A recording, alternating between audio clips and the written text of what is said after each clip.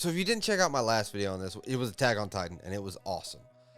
Even so that I did a Volume 2 review already, and that series continues to be great. But the point of this series is all the manga on this wheel except for Naruto and Blue Period, and both of those, it's been so long that it's kind of going to give me a reason to reread those series. The rest are manga that I either got on a great deal or I just picked up in my collection, heard great things about. And you know how it is when you're collecting manga. You're like, man, I bought this manga and I was super excited about it, but it stayed on the shelf.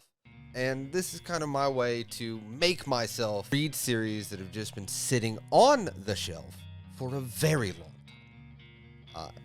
And Attack on Titan has actually been replaced with Erased. I've heard great things about Erased, and honestly, I kind of hope it lands on it because I really want to read Erased. But yeah, so here's the wheel. And yeah, let's spin it. Let's see what we got. Also,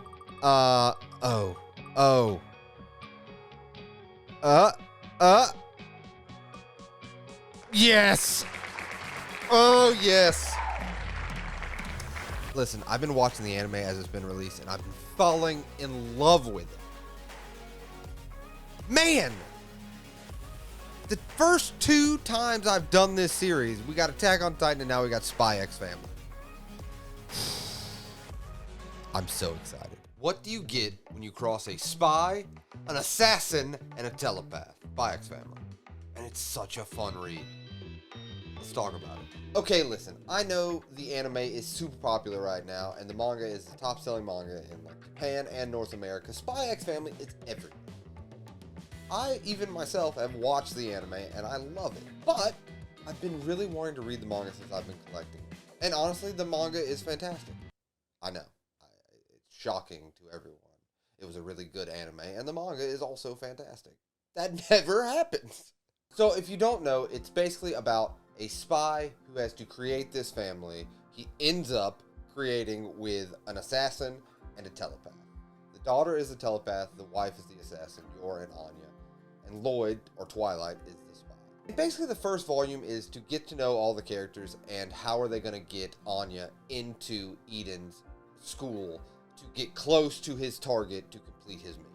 But I really think what sets this manga and anime apart is, yes, the setting is cool and the spies and the assassins and all that is fun. But really at the heart of it, it's about this character Lloyd, who's been this lone wolf and not counted on anybody for anything.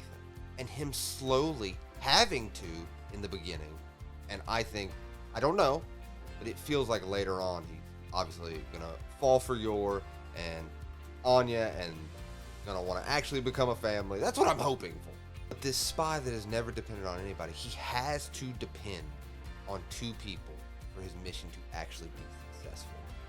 And that, to me, that dynamic of the family, obviously it's called SpyxFamily, so if the family element didn't hold, I feel like the series would not work. But having to depend on 2 novices, or amateurs, as he says in manga, for his mission to work, it's so fun to watch this lone wolf character have to do that and have to accept that some things are out of his control and some things even in himself are out of control. When he punches the mosquito on the desk in the headmaster's office, that is such a great scene, probably my favorite scene in volume 1. But also what I think this volume 1 does very well is it doesn't waste any time setting up the characters to make you care about them, setting up the world that they inhabit, the rules that are in that world, because that's hard for a volume 1 to do. I think a lot of mangas struggle with volume 1. Like, well, yeah, they got to introduce this, they got to especially a brand new IP. They got to introduce this, they got to do this, they got to set up this world, and sometimes it can feel really slow. The SpyxFamily nails it. To immediately, you understand who Twilight is, you understand who Yor is, and you understand who Anya. And like I said, this might look like a spy action manga. It is not. It is not. No. No.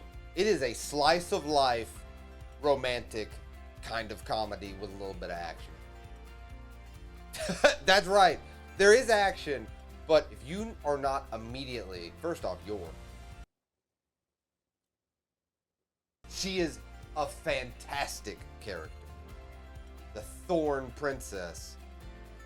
Fantastic. And again, this is in 5 chapters. All of the characters are unique. And you can tell that they have interesting backstories and they all have interesting perspectives because Anya really just wants a family. Wants to be with her papa and mama. I'm going to be honest with you. I would too. It's a spy and an assassin. It would be a fun time. Like, it sounds like a great time. But I think it's becoming more of a rare thing that even from a volume 1 or an episode 1 with the anime, to have likable characters that you want to watch or read, and you are rooting for all of them to become a family almost immediately. And to still have really cool action scenes. When Twilight proposes to Yor with a pin from a grenade as there's an explosion behind them.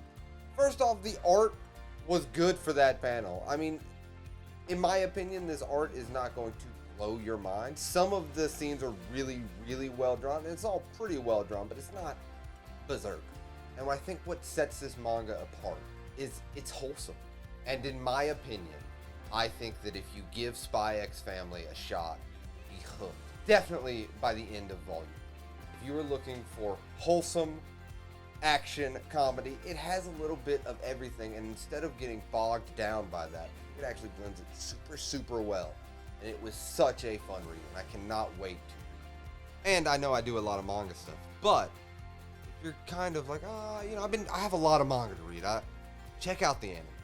There is a reason that it's like number 1 on this season of anime, because it is so well done. Wit and Cloverworks are not missing with this anime. So if you're like me, and the reason I do these videos with this wheel, and you have a backlog, and you're like, I have enough manga, do yourself a favor and check out a few episodes of the anime. It is such a fun watch. And that's kind of the takeaway from this. I think that this is one of the most wholesome, fun, interesting, family-oriented SpyxFamily. So again, it makes sense. Anime and manga to come out in a long time, and I cannot wait. I am so excited to continue reading and watching it. It is such a good time. I hope if you check it out, you enjoy it like I do. And let me know in the comments down below if you actually are checking out the SpyxFamily in anime or manga form, what you think about it, because I want to talk about SpyxFamily with a lot more people. Because I am really enjoying it. It might be one of my favorite anime of this season of anime.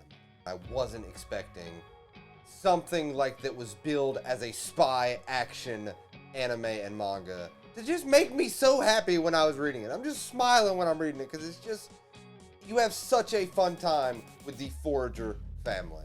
Which again, that last name is hilarious because they forge most of their documents to create a fake family. I see what you did there. I see what's happening here. But yeah, let me know if you are checking out the manga or anime down below in the comments. As always, if you've made it to the end of this video, I wholeheartedly appreciate you. Just thank you so much for checking out this video and checking out any of my other videos. It means the world to me. And like I say, talking with you guys in the comments is one of my favorite things to do. So yeah, I hope you check out SpyxFamily. I'm really enjoying it, and I'll see you next time.